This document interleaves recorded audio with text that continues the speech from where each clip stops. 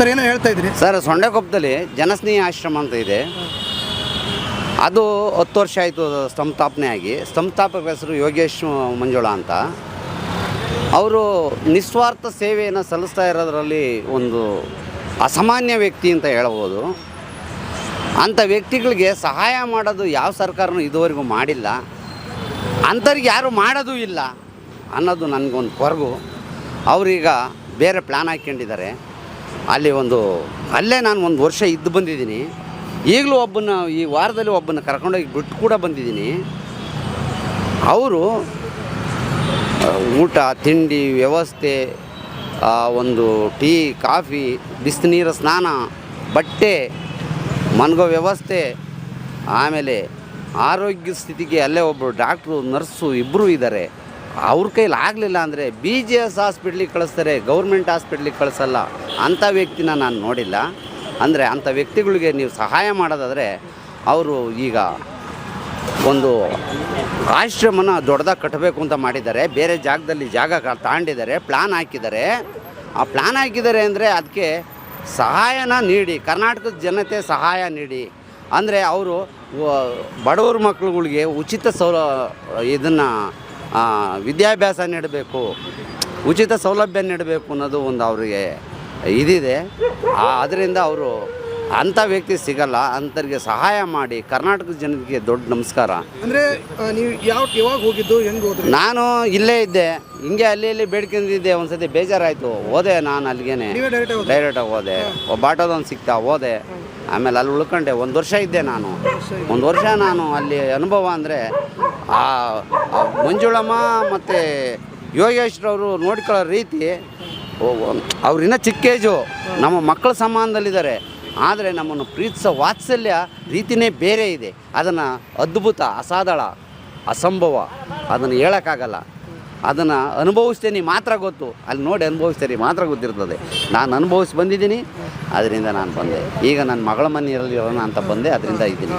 ಅಂದರೆ ಈಗ ಅಂದರೆ ಹೆತ್ತ ತಂದೆ ತಾಯಿನ ನೋಡ್ಕೊಳ್ಳೋದಂಥ ಟೈಮ್ ಇದು, ಅಂದರೆ ಸಮಯ ಬಂದು. ಹೌದು. ಈಗ ಮೊದಲು ನಾನು ಅಲ್ಲಿದ್ದಾಗ 150 ಜನ ಇದ್ದರು. ಈಗ 50 ಜನ ಜಾಸ್ತಿ ಆಗಿದ್ದಾರೆ. ಅವು ವ್ಯವಸ್ಥೆಗಳು ಸಕಲವಾಗಿ ಮಾಡೋಕ್ಕೆ ಅವ್ರ ಕೈಲಿ ಸಾಧ್ಯವಾಗ್ತಾ ಇಲ್ಲ.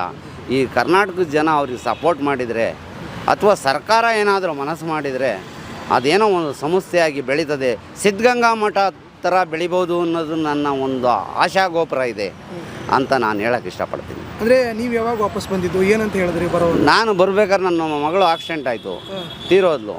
ನನ್ನ ಮಗಳು ಆಕ್ಸಿಡೆಂಟ್ ಆಗಿ ತೀರೋದಕ್ಕೆ ಅವಳು ವೈದ್ಯಕ್ಕಿಂತ ನಾನು ಬಂದೆ. ಅದಕ್ಕಾಗಿ ನಾನು ಅಲ್ಲಿಂದ ಬರಬೇಕಾಗಿ ಬಂತು. ಆಮೇಲೆ ಅಲ್ಲಿ ಅವ್ರದ್ದೊಂದು ಸಿಸ್ಟಮೆಟಿಕ್ ಇದೆ. ಅವ್ರದ್ದೇನು ಸಿಸ್ಟಮೆಟಿಕ್ ಗೊತ್ತಾ? ನಿರಾಶ್ರಿತರಾಗಿದ್ದರಿಗೆ ಮಾತ್ರ ಅಲ್ಲಿ ಆಶ್ರಯ ಕೊಡ್ತಾರೆ, ಯಾರೂ ಇರಬಾರ್ದು. ಈಗ ನನ್ನ ಹೆಂಡ್ತಿ, ಮಕ್ಕಳು, ತಂಗಿ ಎಲ್ಲ ಇದ್ದಾರೆ. ನೀನು ಯಾಕಪ್ಪ ನೀನು ಅವ್ರ ಜೊತೆ ಚೆನ್ನಾಗಿರಪ್ಪ ಅಂತ ಹೇಳಿ ಅವರೇ ಕಳಿಸ್ಕೊಟ್ರು. ಈಗ ಮೊನ್ನೆ ಕೂಡ ಈಗ 1 ವಾರದಲ್ಲಿ ಹೋಗಿದ್ದೆ. ಒಂದು ವಿಡಿಯೋ ವೈರಲ್ ಆಗಿರಬೇಕು. ಅವ್ರನ್ನ ಕರ್ಕೊಂಡೋಗಿ ಒಬ್ಬನ ಬಿಟ್ಟು ಅಲ್ಲಿಂದನೇ ಅವರೇ ನನಗೆ ಬಸ್ ಚಾರ್ಜ್ ಕೊಟ್ಟು ಕಳಿಸಿದ್ರು. ಅಂಥ ವ್ಯಕ್ತಿ ಸಿಗಲ್ಲ ರೀ. ಅಂಥ ವ್ಯಕ್ತಿ ನೀವು ಕಳಿಸ್ತವ್ರು? ನೀವು ಕರ್ಕೊಂಡೋಗಿದ್ರಲ್ಲ, ಅವ್ರು ಯಾರು ಅಂತ? ಅವನು ಯಾರೋ ಇಲ್ಲಿ ಸಿರಾ ಕಡೆ ಬಂದ ಇಲ್ಲಿ ಫುಟ್ಪಾತಲ್ಲಿ ಅಲ್ಲಿತಾ ಇದ್ದ. ಅವನು ಊಟಕ್ಕೆ ಕಾಸಿಲ್ಲ, ಈ ಕಾಲು ಗಾಯ ಆಗಿತ್ತು. ಇನ್ನೂ 30 ವರ್ಷ ಅವನಿಗೆ ಯಾರು 1 ರೂಪಾಯಿ ಕಾಸು ಕೊಡಲ್ಲ ಬೇಡಿದ್ರು. ಅಂಥ ಪರಿಸ್ಥಿತಿಲಿ ಊಟಕ್ಕೆ ಕಾಸಿಲ್ಲ ಅಂತ ಅಳ್ತಾ 3 ದಿವಸ ಕಣ್ಣೀರು ಆಗ್ತಾ ತಾಂಡೋಗಿ ಬಿಟ್ಟು ಬಂದೆ. ಅದೇನೋ ಕಾಲು ಗಾಯ ಆಗಿತ್ತು ಮತ್ತೆ ವಾಪಸ್ ಹೋದ್ರು ಅಂತ ಹೇಳ್ತಾ ಇದ್ರಲ್ಲ, ಅದು ಅವರು? ಅವನೇ ಅಲ್ಲೇ ಗಲಾಟೆ ಮಾಡ್ಕೊಂಡು ಹೋಗಿದ್ದು. ಅಲ್ಲೇ ಅವನೇನು ಹೇಳೇನೆ, ಹೋದಾಗ ಕಾಲು ಏನೋ ಒಂದು ಹುಷಾರು ಮಾಡ್ಕೊಂಡ, ಕೈ ಕಾಲು ಹಿಡ್ಕೊಂಡ, ಕಣ್ಣಲ್ಲಿ ನೀರು ಹಾಕ್ತ. ಅದು ವೈರಲ್ ನೋಡಿರ್ತೀರ. ಆದರೆ 3 ದಿವಸಕ್ಕೆ ನನಗೆ ಡೈಲಿ 1 ಕ್ವಾಟ್ರ್ ಎಣ್ಣೆ ಕೊಟ್ಟರೆ ಇರ್ತೀನಿ, ಇಲ್ದಿದ್ರೆ ಇರಲ್ಲ.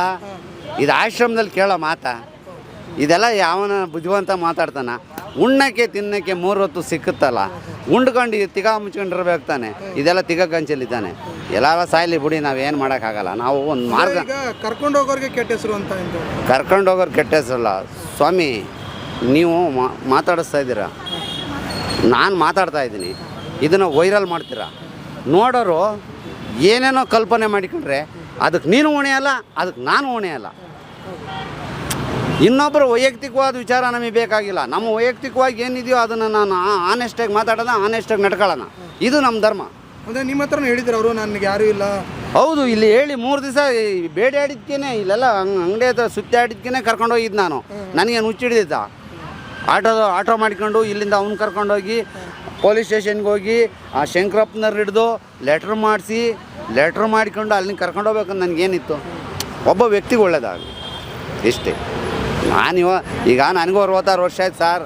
ಯಾವ ಸಾಯ್ದಿಂದ ನನಗೆ ಗೊತ್ತಿಲ್ಲ. ಬದುಕಿರೋರಿಗೂ ಇನ್ನೊಬ್ಬನಿಗೆ ಕೆಟ್ಟದ್ದು ಮಾಡಬೇಡ, ಏನಾದರೂ ಒಂದು ಒಳ್ಳೆತನ ಮಾಡು, ಇಷ್ಟು ನನ್ನ ಭಾವನೆಯಲ್ಲಿರೋದು. ಅಂದರೆ ಇವಾಗ ಹೇಗಿದ್ದೀರಾ ನೀವು? ನಾನು ಆರೋಗ್ಯವಾಗಿದ್ದೀನಿ. ಹಾಂ, ನನಗೊಂದು BP ಇಲ್ಲ, ಒಂದು ಶುಗರ್ ಇಲ್ಲ, ಏನು ಚಿಂತೆ ಇಲ್ಲ. ಈಗ ಈ ರಾಜ್ಕುಮಾರ್ ಸಮಾಧಿ ಸುತ್ತಮುತ್ತ ಇರೋ ಜನ ನನ್ನ ಸಹಕಾರದಿಂದ ನೋಡ್ಕೋತಾರೆ. ಊಟ ಇಲ್ಲ ಅಂದರೆ ಕೊಡಿಸ್ತಾರೆ, ಏನು ಚಿಂತೆ ಇಲ್ಲ. ಪೊಲೀಸ್ನವ್ರು ಕೂಡ ನನಗೆ ಇಲ್ಲ ಅನ್ನಲ್ಲ. ಅದರಿಂದ ನಾನು ಸೌಲಭ್ಯವಾಗಿದ್ದೀನಿ. ಅದಕ್ಕೆ ನಾನು ಆಶ್ರಮದಲ್ಲಿ ಜಾಗ ಇರಲಿಲ್ಲ, ಆದ್ದರಿಂದ ಅಲ್ಲಿ ಉಳ್ಕೊಳ್ಳೋಕ್ಕಾಗಲ್ಲ ಅಂತ ನಾನು ಬಂದೆ. ಇವಾಗಲೂ ತಿಂಗಳಿಗೆ ಸರಿ ನಾನು ಅಲ್ಲಿ ಬರ್ತಾ ಇರ್ತೀನಿ. ಅವರ ನನ್ನ ನಂಟು ಇದ್ದೇ ಇರ್ತದೆ, ನಾನು ಸಾಯೋವರೆಗೂ ನಂಟು ಇರ್ತದೆ ಅಷ್ಟಂತ ಹೇಳಕ್ಕೆ ಇಷ್ಟಪಡ್ತೀನಿ. ಆದರೆ ಕರ್ನಾಟಕದ ಜನತೆ ಇಷ್ಟೇ, ಅವ್ರಿಗೆ ಹೊಸ ಬಿಲ್ಡಿಂಗ್ ಕಟ್ಟಿಸ್ತಾ ಇದ್ದಾರೆ, ಅದಕ್ಕೆ ಸ್ಕೂಲು ಎಲ್ಲ ಇದು ಮಾಡೋದಕ್ಕೆ ಜನ ಸಹಾಯ ಮಾಡಿ. ಜನರಿದ್ದರೆ ನನ್ನ ಬೆನ್ನ ಹಿಂದೆ ಹೋರಾಡುವೆ ನಾನು ಎಂದು ಮುಂದೆ ಅಂತ ಅಣ್ಣವ್ರು ಹೇಳಿದಂಗೆ ನೀವು ಇದ್ದರೆ ಖಂಡಿತ ಆ ಯೋಗೇಶ್ ಅಣ್ಣವ್ರ ಹಿಂದೆ ನೀವು ಸ್ವಲ್ಪ ಸಪೋರ್ಟ್ ಮಾಡಿದರೆ 106 ಜನಕ್ಕೆ ಒಳ್ಳೆಯದಾಗುತ್ತೆ ಅಂತ ಹೇಳೋಕ್ಕೆ ಇಷ್ಟಪಡ್ತೀನಿ. ಜೈ ಹಿಂದ್, ಜೈ ಕರ್ನಾಟಕ ಮಾತ್ರ.